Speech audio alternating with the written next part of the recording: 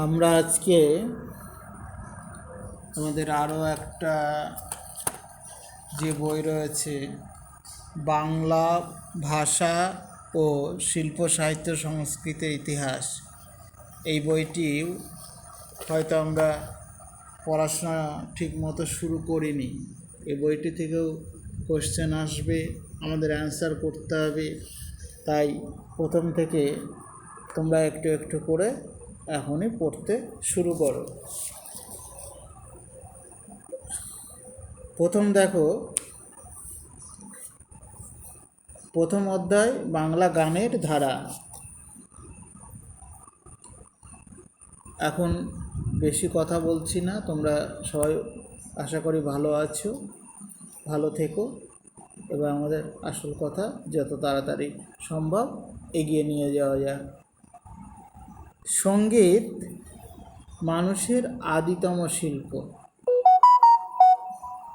তাহলে দেখো, আমরা একটা কথা এখানে জানতে পারছি যে মানুষের আদিতম শিল্প কি।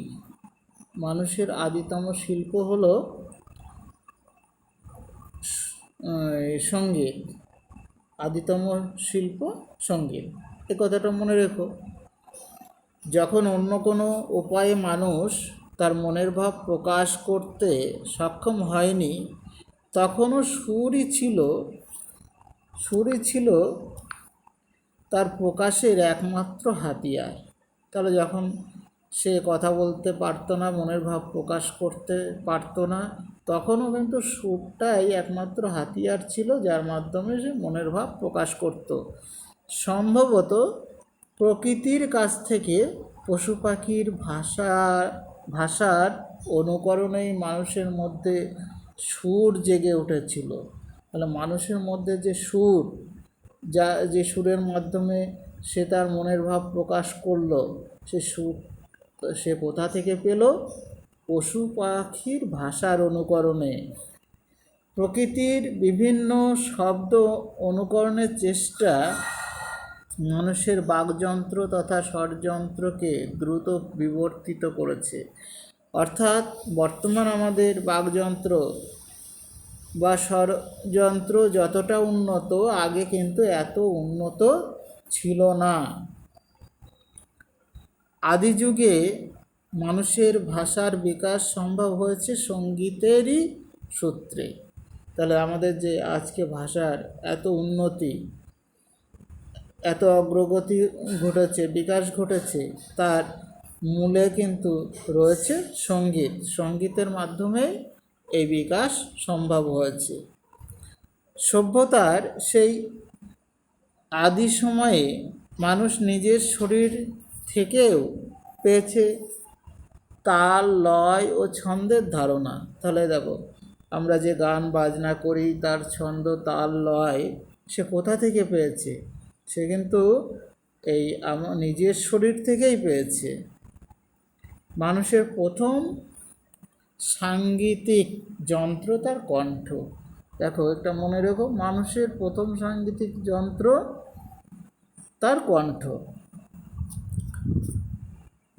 প্রথম তালযন্ত্র হিসাবে হাতে হাতে তালি বা তালে তালে পা ফেলার আওয়াজকেই ধরা হয়। তাহলে হাতে হাতে হাতে হাতে যে তালি দিচ্ছে বা পা ফেলছে, এই আওয়াজটাকেই কিন্তু প্রথম আমরা কি করছি, সেটাকেই তালযন্ত্র ধরছি, প্রথম তালযন্ত্র। ক্রমে ক্রমে পাথর, গাছের ডাল, শামুক ও কচ্ছপের খোল প্রভৃতি বিচিত্র উপকরণ থেকে মানুষ বানিয়েছে বিভিন্ন রকমের সুর ও তালযন্ত্র। এখন আমরা যেমন নানা রকম দেখতে পাচ্ছি। পৃথিবীর বিভিন্ন অংশে উপকরণের বৈচিত্র্য মানুষকে প্রাণিত করেছে বিচিত্র সমস্ত যন্ত্র উদ্ভাবনে। তাহলে মানুষের চিন্তা ভাবনা, মুক্ত চিন্তা থেকেই এগুলো তৈরি হয়েছে, এর বিকাশ হচ্ছে। ভারত তথা বাংলার যাবতীয় বাদ্যযন্ত্রকে 4টি ভাগে নিবদ্ধ করা সম্ভব। কটা ভাগে? এই দেখো, 4টে ভাগে আমরা ভাগ করতে পারি। এই ভাগ চারটে দেখো। প্রথমটা তার যন্ত্র,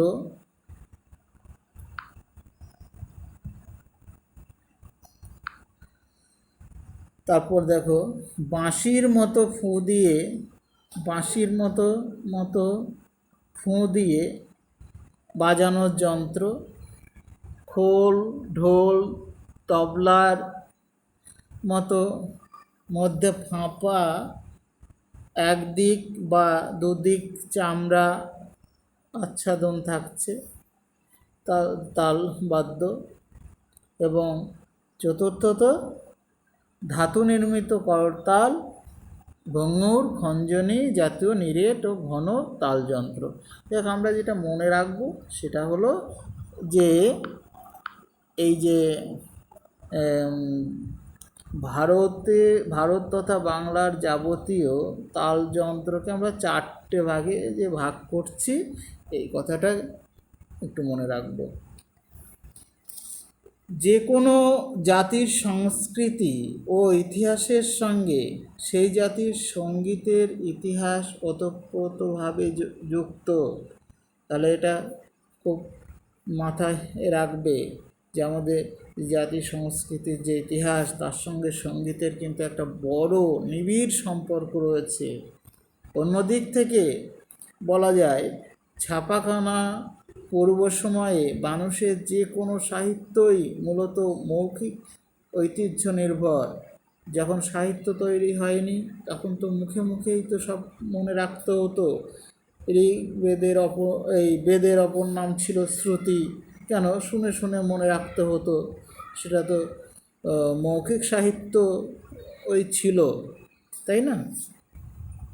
আর মনে রাখার জন্য এই মৌখিক ধারার সাহিত্যের সঙ্গে অঙ্গাঙ্গিভাবে যুক্ত সুর ও তাল।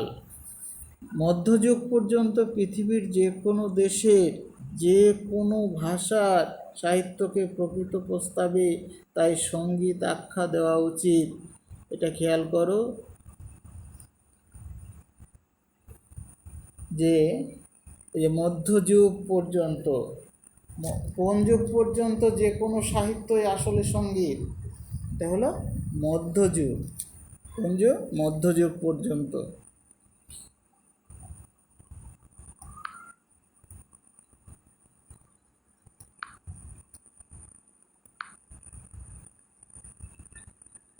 এরপর দেখো, বাংলা সঙ্গীতের আদিতম লিখিত নিদর্শন নিশ্চয়ই চর্যাপদ। তার মানে বাংলা সাহিত্যের আদিতম লিখিত নিদর্শন কি? আদিতম লিখিত নিদর্শন হলো চর্যাপদ। এটা আমরা এর 11-এ আমরা পড়েছি। কিন্তু নৃতাত্ত্বিক বিচারে দেখা যায়, অস্ট্রিক, দ্রাবিড়, মঙ্গল বহু বিচিত্র জনজাতির মানুষ প্রাগৈতিহাসিক কাল থেকেই বাংলার মাটিতে মিলেমিশে রয়েছেন।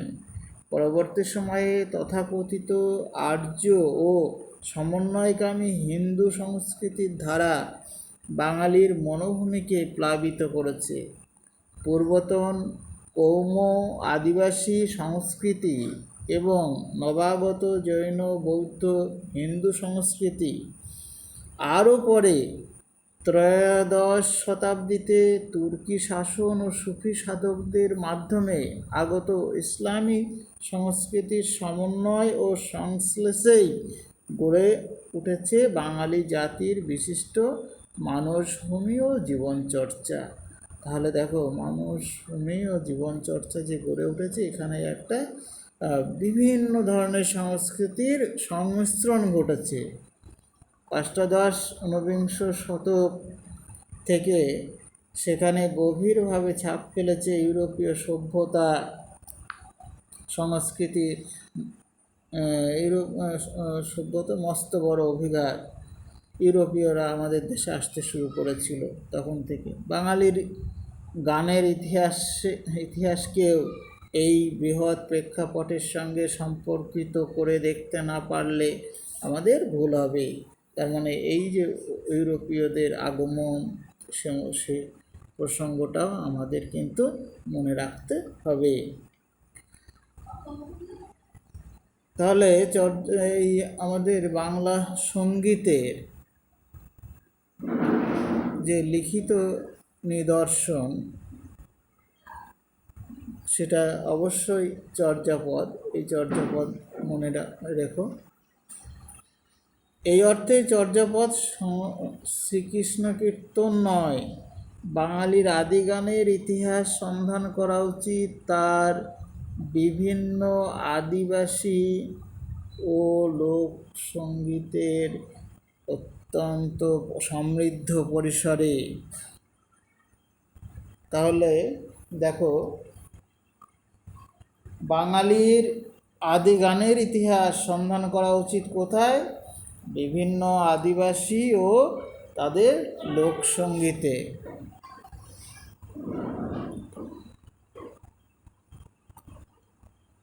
করম পূজা বা গারাম ঠাকুরের গানে, বিভিন্ন ব্রতের অনুষ্ঠানে যেসব গান গাওয়া হয় তার সঙ্গে মানুষের প্রজনন সংক্রান্ত আকাঙ্ক্ষা এবং নানাবিধ জাদু বিশ্বাস সম্ভূত আচার অনুষ্ঠানের প্রত্যক্ষ যোগ রয়েছে।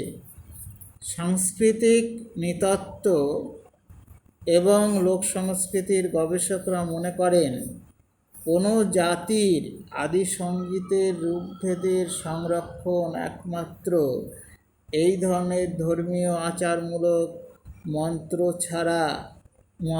ছড়া বা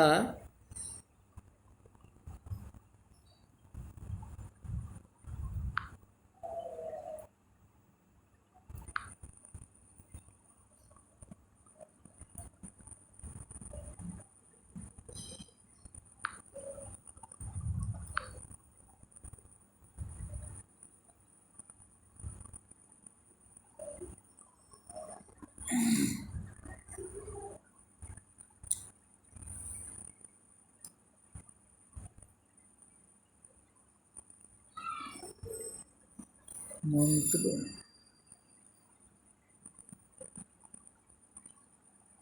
কোন পর্যন্ত হলো আমাদের? আদি সঙ্গে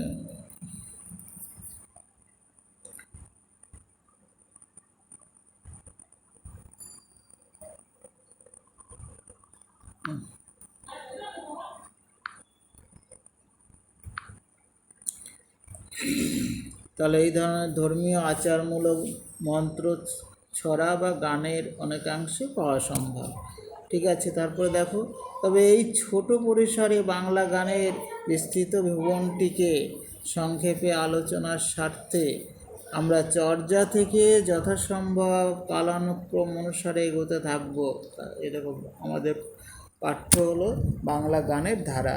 এবার বাংলা গানের ধারা আলোচনা করা এটা একটা বিশাল বড় পরিসর দরকার। এখানে এই ছোট একটা বইয়ে ক্ষুদ্র গ্রন্থে সেটা করা সম্ভব নয়। এখানে তবুও কাল অনুসারে পরপর কিছু আলোচনা সংক্ষেপে দেওয়া হয়েছে।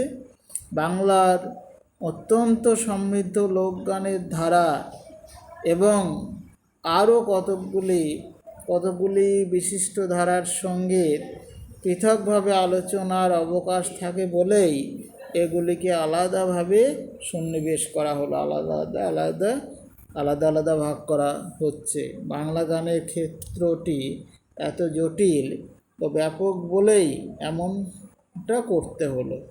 আলোচনার সুবিধার্থে কালানুক্রমিক এবং বিষয় ও বৈশিষ্ট্য অনুসারে বিভাজন, এই দুই রীতিকেই আমরা অল্প বিস্তর অনুসরণ করছি। দুটো রীতি কিন্তু অনুসরণ এখানে হচ্ছে। চর্য বিনিশ্চয় গ্রন্থে চর্যাপদের মোট সংখ্যা কয়টি? 51টি। এর আগেও আমরা পড়েছি। আর চর্যাপদ কবে রচিত? 10ম থেকে দ্বাদশ শতাব্দীতে চর্যাপদ রচিত। আর এই চর্যাপদের আদি পদকর্তা কে ছিলেন? এই যে দেখো, লুইপা। আর প্রধান পদকর্তা কে ছিলেন? কানহোপা। কামরূপা ছিলেন প্রধান আর 23 জন পদকর্তা ছিলেন। আমরা 11-এ কিন্তু এগুলো ভালোভাবেই দেখেছিলাম।